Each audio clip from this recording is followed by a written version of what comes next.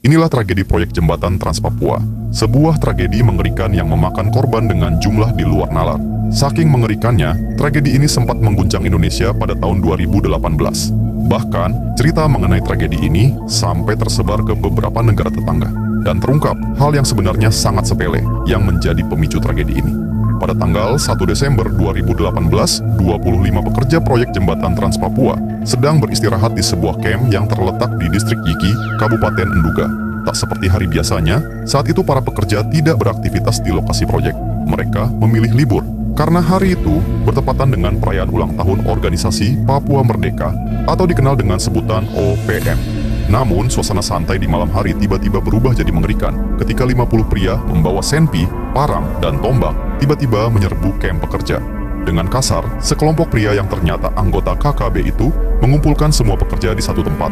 Mereka kemudian disandra selama 1 malam penuh. Keesokan harinya, tanggal 2 Desember, di tengah cuaca dingin berkabut, KKB menggiring 25 pekerja ke bukit terdekat. Di sana, para pekerja disuruh membentuk 5 barisan, kemudian dipaksa jongkok. Setelah itu, semua anggota KKB menari sambil berteriak. Dan hanya hitungan detik, tiba-tiba, anggota KKB yang memegang senpi memuntahkan timah panas ke arah pekerja satu persatu. Situasi pagi itu berubah sangat mencekam. Tubuh para pekerja terkapar dalam kondisi penuh timah panas. Setelah melihat semua pekerja terkapar, KKB dengan cepat meninggalkan lokasi. Namun tiba-tiba mereka melihat 11 pekerja mencoba melarikan diri. 11 pekerja itu berpura-pura kehilangan nyawa untuk mengelabui anggota KKB.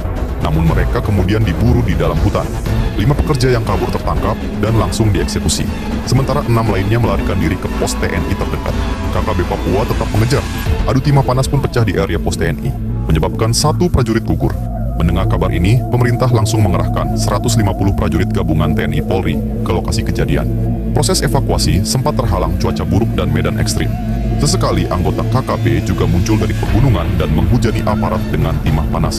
Proses evakuasi pun mulai dilakukan pada hari keempat pasca tragedi. Tercatat ada 19 pekerja dan 1 prajurit TNI yang kehilangan nyawa. Dan dari hasil penyelidikan, terungkap apa yang memicu para anggota KKB Papua menyerang kamp pekerja. Rupanya di tanggal 1 Desember, seorang pekerja ketahuan sedang memotret upacara perayaan ulang tahun OPM.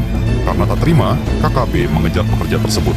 Dan dari pengejaran itulah, KKB menemukan kamp pekerja yang sedang menyelesaikan proyek jembatan Trans Papua.